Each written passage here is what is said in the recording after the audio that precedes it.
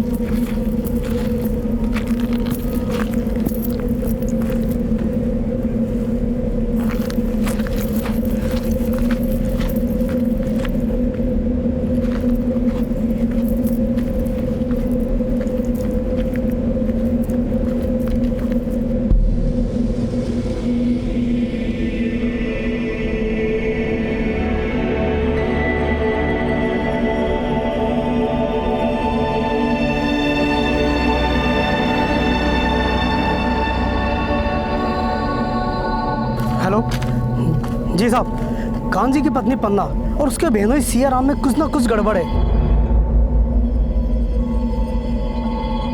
जी साहब, मैंने अपनी आंखों से देखा है। ठीक है।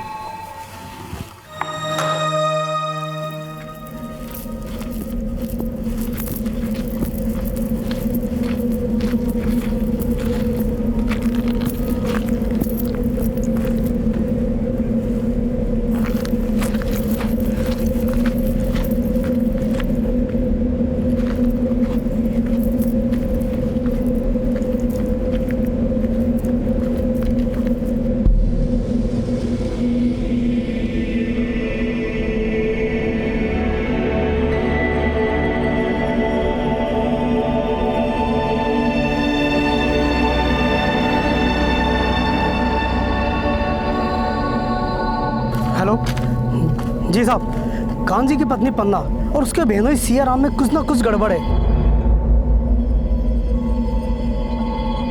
जी साहब, मैंने अपनी आंखों से देखा है। ठीक है।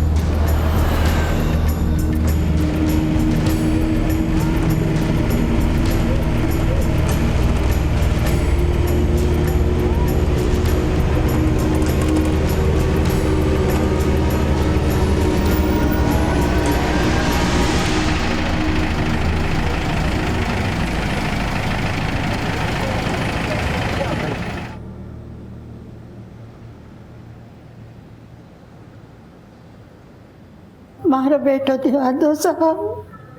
कहाँ है आपका बेटा?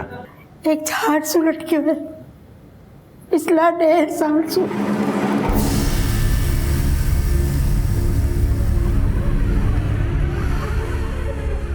झाड़ से? जी साहब, झाड़ से।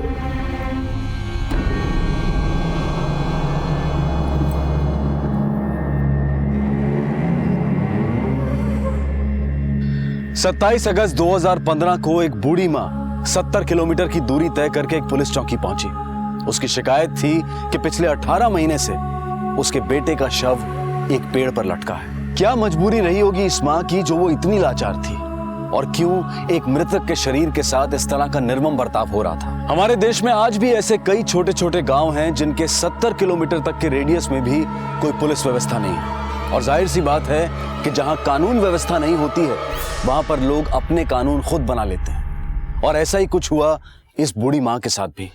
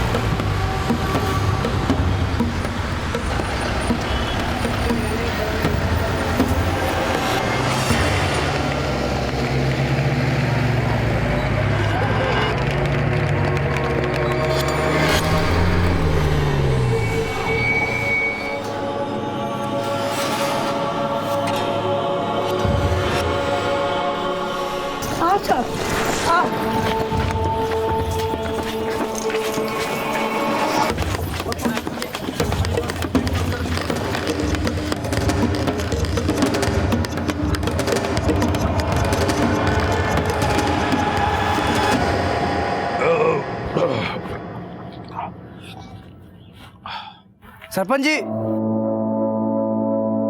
खम्बा गड़ी सा। खम्बा। सरपंच जी, उस बुढ़िया ने कोई काम धंधा तो है नहीं। पहले दिन रात अपने बेटे की लाश के नीचे बैठी रहती थी, और अब घूमते घूमते शहर पहुंच गई और वहां से पुलिस ले आई। सरपंच जी, वो बात एकदम बर्दाश्त से बाहर है कि हमारे पुरखों के बनाए हुए रिवाज पे कोई टांग अड़ावे।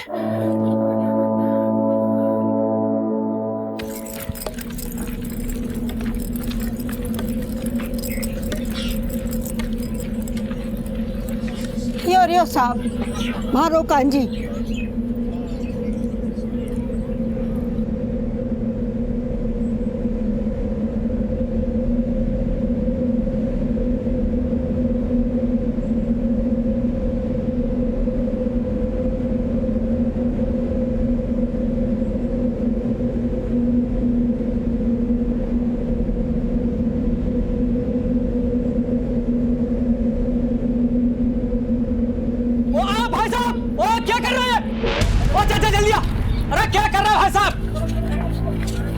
क्या हो रहा है?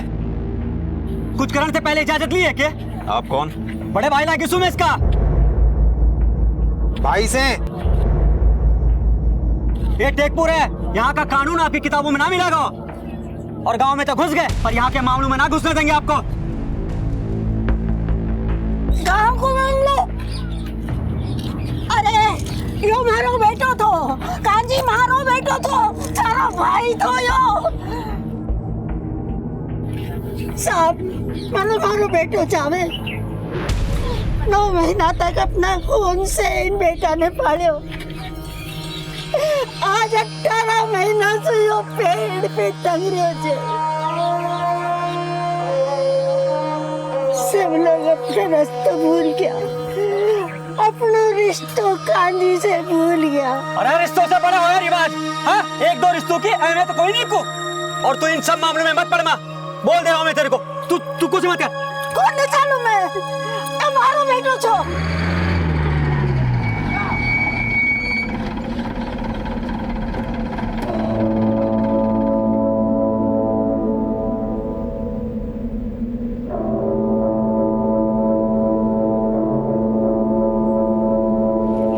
गणी खम्मा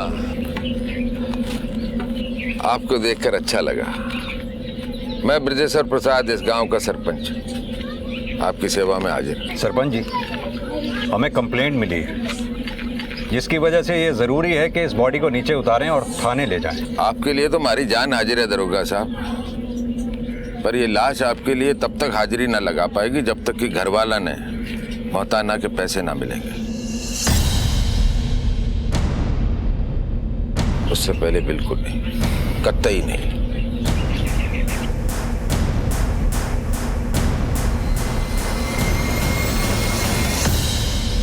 मौताना यानी मौत का मुआवजा। मौताना राजस्थान के भील समुदाय की बनाई हुई एक ऐसी प्रथा थी जिसमें अगर मजदूरी करते वक्त किसी की मृत्यु हो जाए तो उस जमीन के मालिक को मरने वाले के परिवार को हर्जाना देना पड़ता था। लेकिन समय के साथ इस परंपरा ने एक भयानक रूप ले लिया। अब मृतक के शरीर का अंतिम संस्कार तब तक नहीं किया जाता जब तक उसका हर्जाना वसूल नहीं हो जाता, और इसके लिए तरह तरह के हथकंडे अपनाए जाते हैं। आज जहां एक तरफ हम डिजिटल इंडिया की बात करते हैं, ग्लोबलाइजेशन की बात करते हैं, वहीं दूसरी तरफ आज भी हमारे देश में ऐसे कई गांव और प्रांत हैं जो रूढ़िवादी और झूठी परंपराओं की बेड़ियों में जकड़े हुए हैं, और मौताना भी एक ऐसी ही प्रथा का नाम है। कांजी के भाइयों को भी मौताना से मिलने वाली रकम का इंतजार था, लेकिन इस बार यह इंतजार 18 महीने का हो चुका था।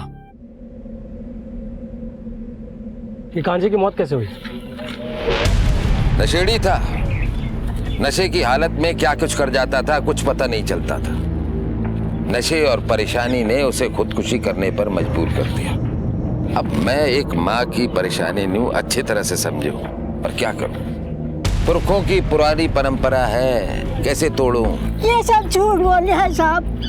हमारा बेटा ने खुदकुशी को नहीं करी। आप गांव के सरपंच हैं, आपको तो कम से कम कानून की समझ होनी चाहिए। उल्टा आप इन लोगों का साथ दे रहे हैं, बढ़ावा दे रहे हैं, कानून तोड़ रहे हैं। अब जिस कानून की बात कर रहे हो ना दरोगा साहब, वो यहाँ से 70 किलोमीटर दूर आपकी चौकी पर खत्म हो जाता है। ये हमारे बाप दादाओं ने अपने हाथों से ये गांव बसाया है, और इस गांव के अंदर उनका ही कानून चलता आया है, उनका ही कानून चलता रहेगा। अगर आपको पकड़ना ही है ना तो जाओ उस जाकर रतन को पकड़ो। रतन? ये रतन कौन है? अरे वही कमीना जिसकी वजह से कांजी मारा गया। वो उसी के खेता में काम करता था। वो सुबह शाम उस पर बड़ा जुल्म करता था, मारता पीटता रहता था। गायब होने से एक दिन पहले तक वो उसी के खेता में काम कर रहा था। उसी ने उसको आत्महत्या करने पर मजबूर कर दिया। अब मौताना की बात आई तो गायब हो गया कहां से।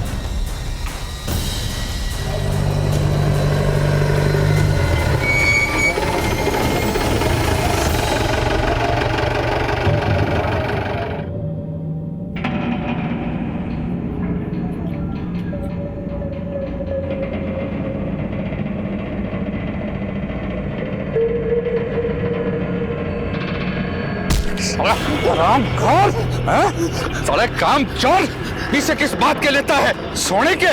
आज मैं तन्ने तब तक मारूंगा जब तक थारे बदन से खून और आंखों से नींद दूर ना हो जाए।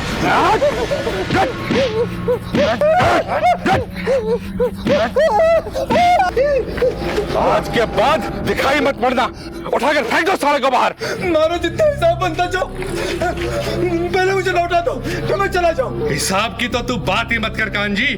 तने जितना हमारा नुकसान करवाया है ना, उल्टे भारे पीछे थारे पे निकलेंगे। मालिक, जितना मेरा पैसा बनता चल उतना ही मांग रहा हूँ, नहीं तो मरबा के बाद मेरी लाश तो देना पड़ेगा। यही वजह थी कि कांजी ने खुदकुशी कर ली। परिवार चलाना मुश्किल था, कर्ज में दबा हुआ था, और रतन के जुल्मों को कब तक सहता। ये रतन मिलेगा कहाँ? भवानी मंडी भाग गया साहब, लेकिन अभी भी उसका घर और जमीन यहाँ पर है। कहाँ तक भागेगा साल, कभी ना कभी तो आवेगा। और जब तक रतन खुद आकर के पैसे मतलब मौताना नहीं देता तब तक लाश ऐसी टंगी रहेगी पेड़ पे। ये तो हमारे गांव का रिवाज है। एक रिवाज हमारा भी, हम भी गलत काम करने वाले को ऐसे ही लटकाते हैं फांसी पे। ये कांजी के साथ जो कुछ भी हो रहा है ना, वो गलत है। सूर्यभान, ये केस सिर्फ छोटे गांव में आत्महत्या का नहीं है, गांव वालों की मान्यताओं का है। सदियों से चली आ रही इस प्रथा को वो इतनी आसानी से तोड़ने नहीं देंगे। मुश्किल ये है कि हम चाह रहे हैं, गांव वालों से निपटना इतना आसान नहीं है।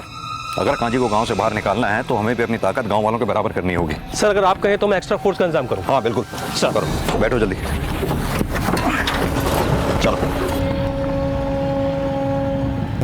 एक्स्ट्रा फोर्स तो हमें मिल जाएगी सूर्यभान, पर शायद इस प्रोसेस में थोड़ा वक्त लगेगा। ये गांव भी तो कुछ ज्यादा दूर है अपनी चौकी से। तुम्हें क्या लगता है कांजी को आत्महत्या करने के लिए किसी ने उकसाया होगा क्या? हो सकता है। साहब जी, कान्जी मोटी चमड़ी का था, ऐसा हो ही नहीं सकता कि उसने आत्महत्या की हो।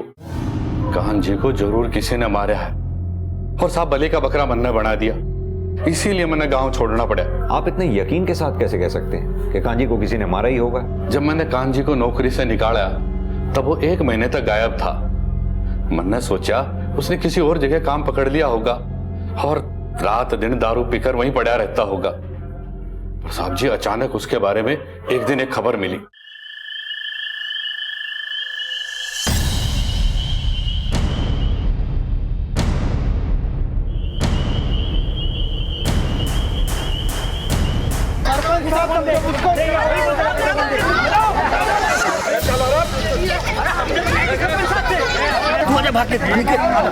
क्या बात है सरपंच जी, यो हमारे घर के आगे इतनी भीड़ क्यों लगा रखी है? हम लोग यहाँ पर कांजी की मौत का मौताना वसूलने आए थे। सारी हैसियत के हिसाब से ज्यादा ना है, सिर्फ 11 लाख रुपए। मारे से किस बात का मोताना? ना यो कांजी मारे यहाँ काम करे था और ना इसकी लाश हमारी जमीन से मिली है। अरे क्यों झूठ बोले से रतन, मन्ने अच्छे तरीके से मालूम है कि कांजी तारे खेतों में 1 महीने पहले काम करता था और जिस दिन तूने उसको मार पीट के निकाला उस दिन से वो गायब है। तन्ने मार दिया कांजी को रतन, तारी मार की वजह से उसने आत्महत्या कर ली और उसने जो कुछ भी कहा था तन से वो मन्ने अच्छे से मालूम। और तू ही मौत का जिम्मेदार है कांजी का, और 11 लाख रुपए तन्ने ही देने पड़ेंगे रतन। मैं 1 रुपये को नहीं दूं। थे कान खोल के सुन दो सरपंच जी, कांजी को 1 भी पीसो मारे ऊपर कौन नहीं निकले, बात खत्म। साहब जी, एक बोरी में खुद को बांध के फिर एक पेड़ से लटक कर कौन मरता है? और जहां कांजी की लाश मिली वहां उसकी लाश 1 दिन पहले तक क्यों नहीं थी? और अगर उसी दिन वो लाश उस पेड़ तक पहुंची तो कांजी 1 महीने तक कहां था? साहब जी, ये 100% मर्डर है। ये लोग मुझे फंसाकर हमारा रुपया लूटना चाहते हैं और ये रुपया 4 लोगों में बटेगा, पंचायत, कांजी की घरवाली और उसके 2 भाइयों में। साहब जी, हो ना हो इनमें से ही मारा किसी ने कांजी को। रतन के बयान ने इस केस को एक नया मोड़ दे दिया, क्योंकि मुआवजे की रकम हत्या का प्रमुख कारण लग रहा था। इसलिए उस रकम के जितने भी दावेदार थे पुलिस ने उन सब की छानबीन शुरू कर दी। साहब, ये सब पन्ना के कारण हुआ है। मेरा बेटा कांजी पन्ना को बहुत प्यार करता था, पर शायद ये सब पन्ना के लिए काफी नहीं था। अगर वो भी चाहती तो क्या अपने पति को 18 महीने तक एक झाड़ से लटका रहने देती?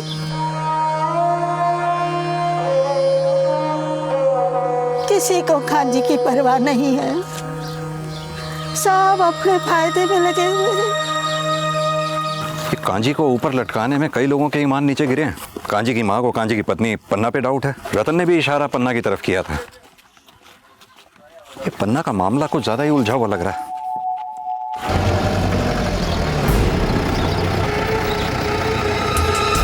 कांजी शराबी था साहब, पीने के बाद वो क्या करेगा इस बात का कोनो भरोसा ना था। हो सकता है शराब पीकर खुद ही लटक गया हो पेड़ से। एक आदमी ने खुद को बोरी में डालकर पेड़ से लटका लिया और सुसाइड कर लिया। ये जितने भी लोग इस फालतू के लॉजिक को सच बता रहे हैं, सब के सब झूठ बोल रहे हैं। इन पर नजर रखो सूर्यभान, हम इनमें से किसी पर भी भरोसा नहीं कर सकते। सर,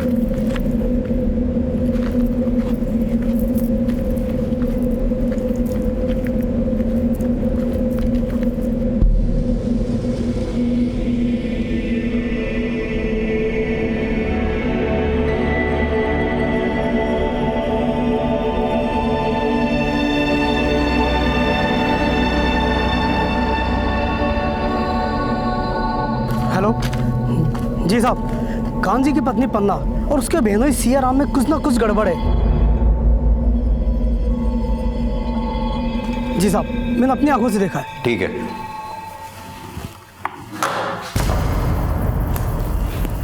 इसका मतलब कांजी की पत्नी पन्ना का चक्कर सियाराम के साथ चल रहा है। एक तरफ तो कांजी की लाश कब्र में दफन भी नहीं हुई और दूसरी तरफ हमारे सामने हर रिश्ते का सच कब्र खोद के निकल रहा है। कहीं यही वजह तो नहीं जिसकी हमें तलाश है? हो सकता है सर। एक विधवा का एक बच्चे के साथ जिंदगी को आगे बढ़ाना क्या होता है साहब, वो आप ना समझ सकोगे, क्योंकि हमारे समाज में तो औरतों पे कीचड़ उछालने से मर्दानगी साबित हो गए। सियाराम ने मारे में दिलचस्पी दिखाई और कांजी के जाने के बाद मुझे भी किसी का सहारा चाहिए था। हम दोनों की ज़रूरतें मेल खाती थी और यही कारण था कि हम दोनों का मिलना शुरू हो गया। और इसके बाद तुमने रिश्ते बना लिए? वो हमारा सबसे ज़्यादा ख्याल रखता है। कांजी भी हमारा ख्याल रखता था, पर सियाराम उससे भी ज़्यादा हमारा ख्याल रखता है और इतना ही काफ़ी है हमारे लिए। पन्ना को ये बात ज्यादा अच्छी लगती है कि सियाराम उसका सबसे ज्यादा ख्याल रखता है। अब पता ये करना होगा कि सियाराम पन्ना प्रेम गाथा कांजी की मौत के बाद शुरू हुई या कांजी की मौत के पहले से ही? हुकुम साहब, हमारे को क्या लेना देना कांजी की मौत से, और उसे भी उसके पत्नी के साथ में पिछले 1 साल से ही हूँ, मतलब कांजी के मौत के 6 महीने बाद से। और आपको अगर ये जानना है ना कि कांजी ने आत्महत्या किया कि उसका खून हुआ, तो ये बात आपको कांजी के भाई केदार और भानु ने पता चलेगा।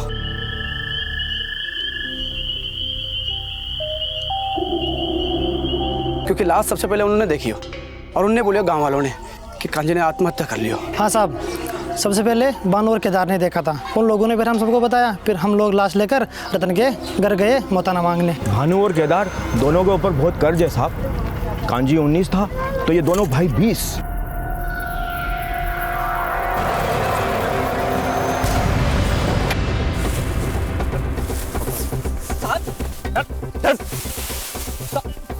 तुम दोनों ने साथ मिलकर कांजी को ऊपर लटकाया, अगर वो बोरी में डाले जाने से पहले मर चुका था। अब क्या बोल रहे हो? कहीं को नहीं समझ में आ रहे हो साहब। कोई बात नहीं, ये सुनने की आदत है हमें। ये केस सॉल्व होना हो मगर तुम दोनों के मौताने में हमारा हिस्सा पक्का है। साहब मैं सब बता दूंगा साहब, मारो मत साहब, मैं सब बता दूंगा। साहब ये बात सच है कि हमारे ऊपर बहुत कर्जो है, गांव में हर आदमी के ऊपर कर्जो है साहब, पर मैंने कांजी को ना मारियो साहब। तो फिर किसने मारा?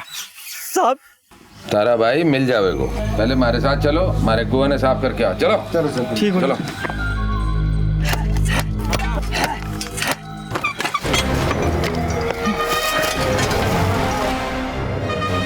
पर साहब सारी मुसीबतों ने खत्म कर सके है। हमें भी लग गया कि शायद हमारी किस्मत को इसी लाश की तलाश थी। मोताना के पैसे से सारे कर्ज दूर हो जाते साहब। सूर्यभान, लाश सरपंच के कुएं के पास मिली। हो सकता है पहले सरपंच ने कांजी को मारा और फिर अपने कुएं के आसपास दफना दिया, और फिर इन दोनों भाइयों को उसने जानबूझकर कुएं की सफाई के लिए बुलाया, और जब सफाई के दौरान इन दोनों को कांजी की लाश मिली तो उसने इन्हें अपने प्लान में शामिल कर लिया। पर कांजी और सरपंच में कनेक्शन क्या हो सकता है? हमारे प्राइम सस्पेक्ट थे सरपंच, ये 2 भाई और कांजी की पत्नी पन्ना। बाकी सबका तो पता चल गया, बची पन्ना। तो चलो अब पन्ना के भी पन्ने खोल डालते हैं। चलिए, हमने पिछले 2 साल के सारे गड़े मुर्दे उखाड़ डाले। कांजी की लाश भी हमें सरपंच के कुएं में दबी मिली, जिसे बोरी में डालकर आत्महत्या का रूप दे दिया गया। देखो पन्ना, देर सवेर हमें सारी बातें पता चल ही जाएंगी, इसलिए अगर कुछ छुपा रही हो अभी भी वक्त है। कांजी की जिंदगी सिर्फ 2 ही चीज़ों पे चलती थी साहब, पहला दारू, दूसरा कर्ज।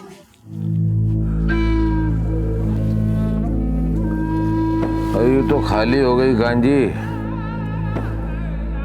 और पिएगा?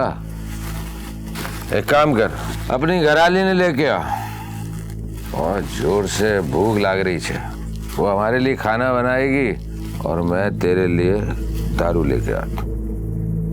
चल खड़ा। गाड़ी कम मालिक।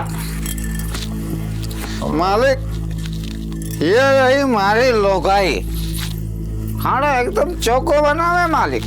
अरे वो तो हम इससे बनवा ही लेंगे, हमारे को जो बनवाना है। तू ये दारू पी पी। मैं इसको रसोई दिखा के आता हूँ।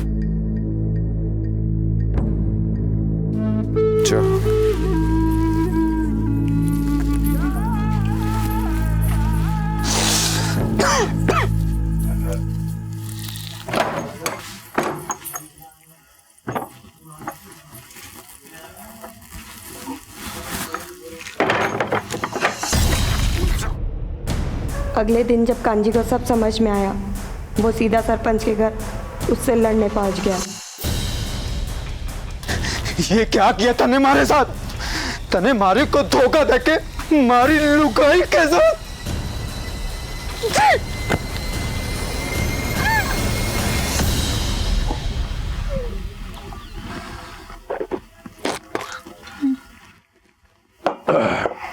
देख, अरे तारे को बोला तो था कि मन्ना भूख लगी है, और ऐसे वक्त पे किस चीज की भूख लग सकती है बता? अरे शराब के बाद सवाब की भूख होती है, ये भी बताना पड़ेगा क्या? चल खड़ा हो, खड़ा जो बैठ आओ। इधर देख, अरे इधर देख, मारे 2 लाख रुपए तारे पास है। मन्ने मांगे के नहीं ना? मन्ने भूख होती है सवाब की, तुम्हारी भूख शांत कर, मैं तारी भूख शांत करूंगा। बहुत अच्छा सौदा बता रहा हूं। चल ये ले 20 रुपए और ये ले दारू। अरे रख ले, चल। कांजी मेरी फिक्र करता था साहब।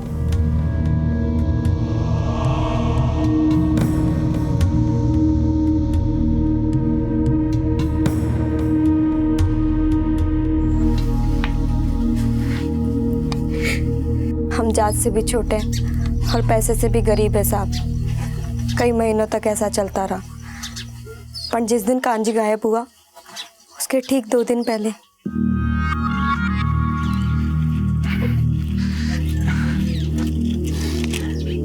अपनी जिंदगी के सारे पाप धो जावेंगे। तू परेशान ना हो।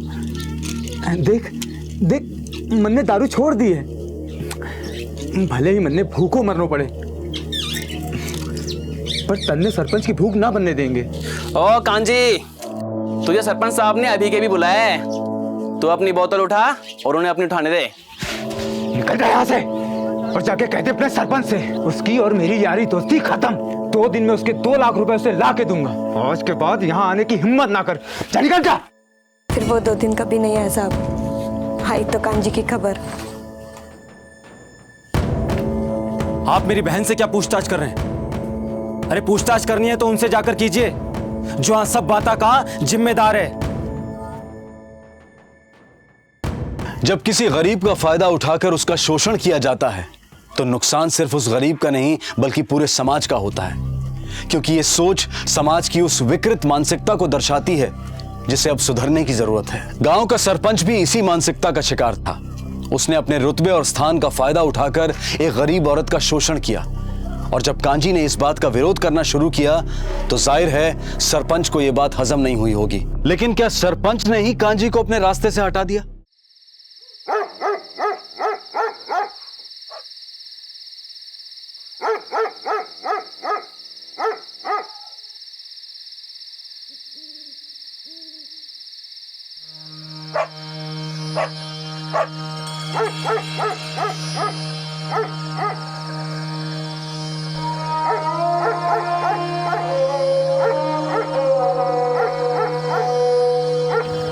काजी बेटा, लालच के आगे सारा रिश्ता मर गया है। सब अपना चक्कर में पड़ गया है। एक मरिया हुआ आदमी को तमाशा बना रही है। पर तू चिंता मत करे बेटा, मैं हूं ना, थारी माँ। मैं तन्ने आजाद करवा के जरूर रहूंगी, तू चिंता मत कर दे।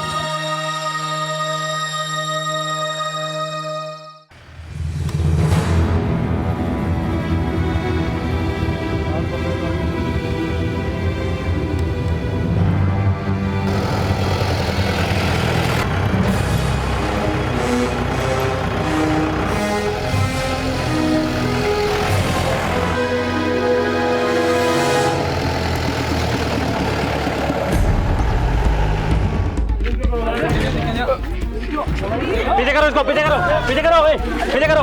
आराम से आराम से आराम से, आराम से, आराम से। पीछे करो, हट। पीछे चल, पीछे। आराम से, आराम से, आराम से, आराम से। कैसे? इसको अंदर बंद कर। अम्मा जी, पोस्टमार्टम के बाद आपको आपका बेटा सौंप देंगे, और हो सकता है शायद तब तक खूनी भी कानून की गिरफ्त में हो।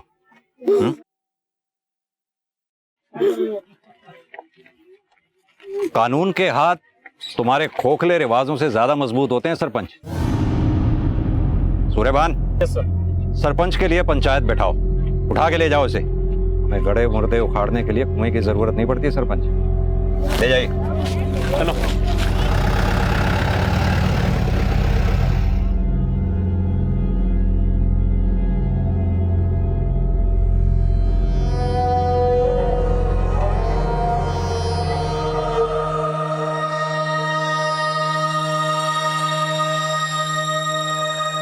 देखो दरोगा साहब, मैंने कांजी का खून नहीं करा। आप ही बताओ, वो कांजी नंगा फकीर 20-20 रुपए मारे से लेता था, मारे से।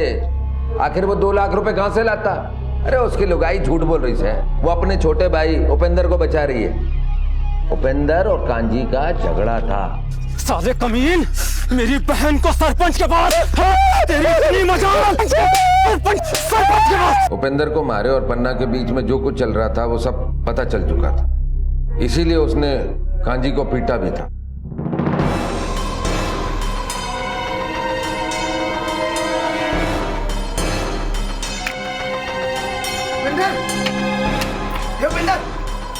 अबे साढ़ू, तू पत्तों घेरो यहाँ पे, मुझे सर को सारे गांव में ढूंढने से भाग दो, लठ मारी भागो चलेंगे। अब तक क्या लगा?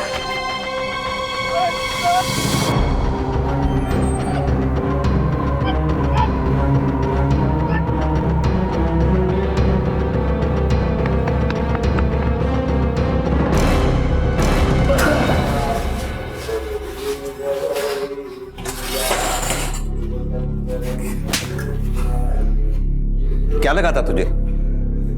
हमसे बच के भाग जाएगा? मैंने नहीं मारा साहब। अरे कांजी को मारकर क्या मैं अपनी बहन को विधवा बनाना चाहूंगा? ना। हाँ, मेरा खून जरूर खोला था जब मैंने अपनी बहन और सरपंच के बारे में सुना, लेकिन मुझे पता था कि मेरे चाल लेने से कुछ भी नहीं होगा। मेरी बहन एक दलदल में फंस चुकी थी सिर्फ कांजी की वजह से, इसलिए मैंने उससे बात करना बंद कर दिया। गायब होने के ठीक 2 दिन पहले कांजी मेरे पास आया। मैंने दारू छोड़ दी उपेंद्र, मेरा भरोसा कर, भूखों मर जाऊंगा लेकिन कभी शराब को हाथ न लगाऊंगा। मैंने कसम खाई है, 2 दिन में 2 लाख रुपए का इंतजाम हो जाएगा। मैं जाके सरपंच को लौटा दूंगा। अब पन्ना को वहां जाने की कोई जरूरत नहीं। भरोसा कर मुझ पे, विश्वास कर मुझ पे। फिर वो गायब हो गए और फिर एक दिन पेड़ से उसकी लाश लटकी हुई मिली।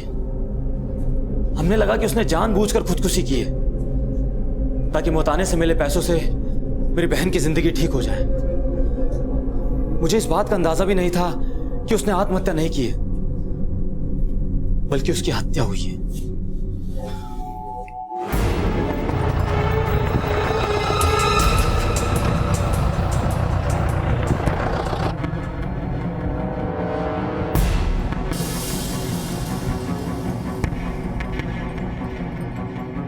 सूर्यवान, हो सकता है कांजी यहाँ किसी से 2 लाख रुपए लेने आया हो और उसे मार दिया गया हो सकता है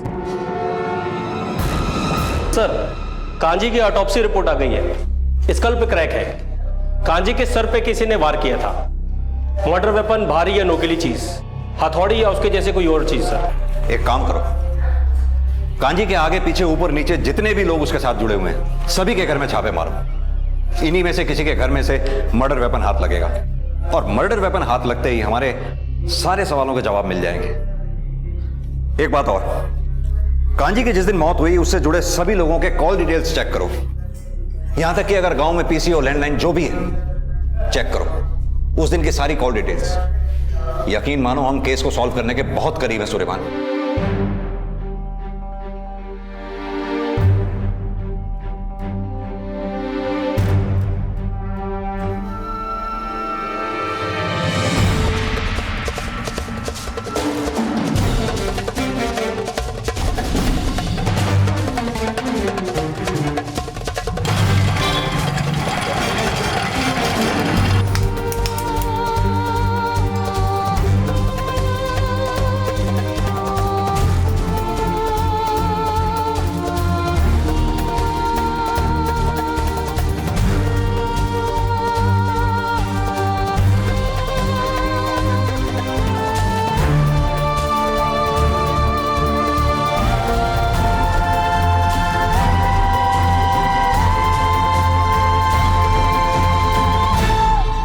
सियाराम, खैर मनाइयो कि इन हथौड़ी और कुल्हाड़ी पर कांजी के खून के निशान ना निकले, वरना वो तो मरने के बाद लटका था, तुझे जीते जी लटका दूंगा।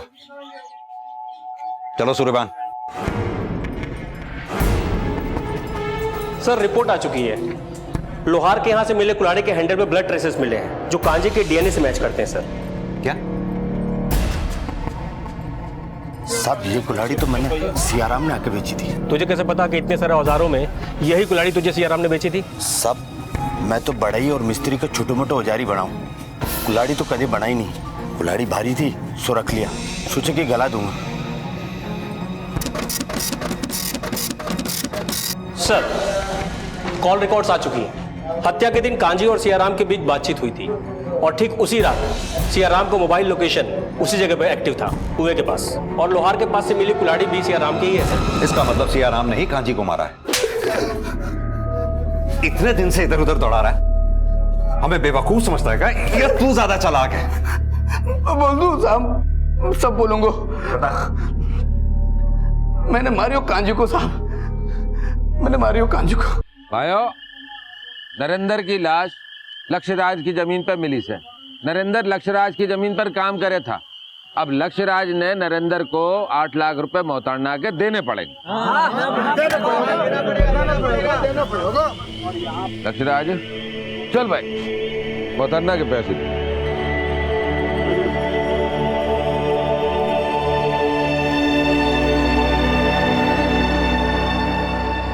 देख, मैंने सब पता है सियाराम, तूने खुद ही मारा है नरेंद्र ने ताकि उसकी मौत का मोहताड़ा वसूल सके। जंगल के पास देखा मैंने तने लच्छाराम की जमीन के पास अपने भाई को ठिकाने लगाते हुए। देख कांजी, मैं तारा जीजा हूं यार, क्यों फंसाना चाहता तुम्हारे? जीजा है इसीलिए भी तो कुछ नहीं बोला और चुप रहा। खींचिए तारे को हमारे से बोल। मोहताड़ा की रकम में से 2 लाख रुपए, और वैसे तू घणो समझदार है।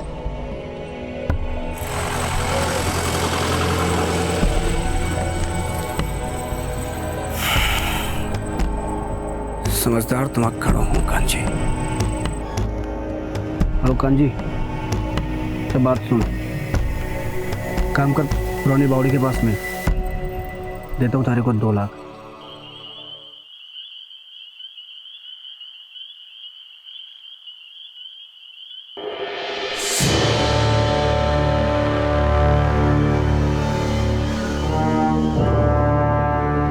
कत्ल तो हो गया हमारे हाथ से कांजी का, पर मैं समझ को ना साहब, मैं कर तो क्या कर तो।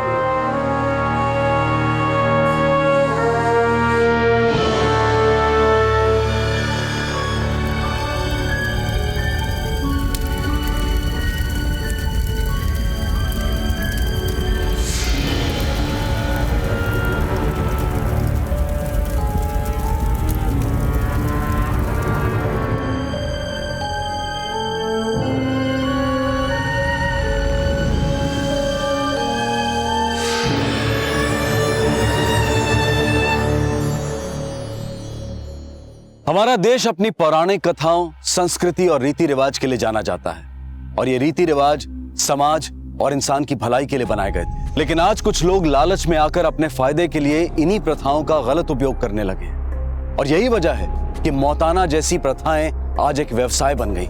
यहाँ तक कि लोग अपनी आपसी रंजिश और दुश्मनी को निकालने के लिए भी मौताना का इस्तेमाल करने लगे हैं। मौताना की शुरुआत गरीब परिवारों की आर्थिक सहायता के लिए हुई थी, लेकिन आज मौताना जैसी प्रथाएं हमारे देश को दीमक की तरह खोखला कर रही है। राजस्थान हाईकोर्ट ने यह आदेश दिया था कि फरवरी 2015 तक अगर इन कुप्रथाओं की समस्याओं से निपटने के लिए राजस्थान सरकार ने कोई नया कानून लागू नहीं किया तो राजस्थान को एक पिछड़ा हुआ प्रदेश घोषित कर दिया जाएगा। लेकिन दुर्भाग्यवश आज भी ऐसे कई गांव हैं जहां पर इन प्रथाओं का चलन है। सियाराम को आईपीसी की धारा 302 के तहत हत्या के लिए, 201 के तहत सबूत मिटाने के लिए, 203 के तहत जांच को भटकाने के लिए और धारा 120B के तहत षड्यंत्र रचने के लिए अरेस्ट किया गया है। सरपंच को आईपीसी की धारा 201 और 203 के साथ साथ धारा 376 के तहत बलात्कार के जुर्म में भी अरेस्ट किया गया है। सियाराम को जो सबक मिला वो हम सब के लिए सीख है कि जुर्म का सहारा लेकर कभी भी अपने लालच को पूरा नहीं किया जा सकता, क्योंकि इससे एक नहीं बल्कि कई जिंदगियां बर्बाद हो सकती हैं। आपसे फिर मुलाकात होगी अगले एपिसोड में एक और चौंका देने वाले केस के साथ। तब तक अपना ख्याल रखें और देखते रहें क्राइम पेट्रोल। सबक एक को, सीख हम सबको।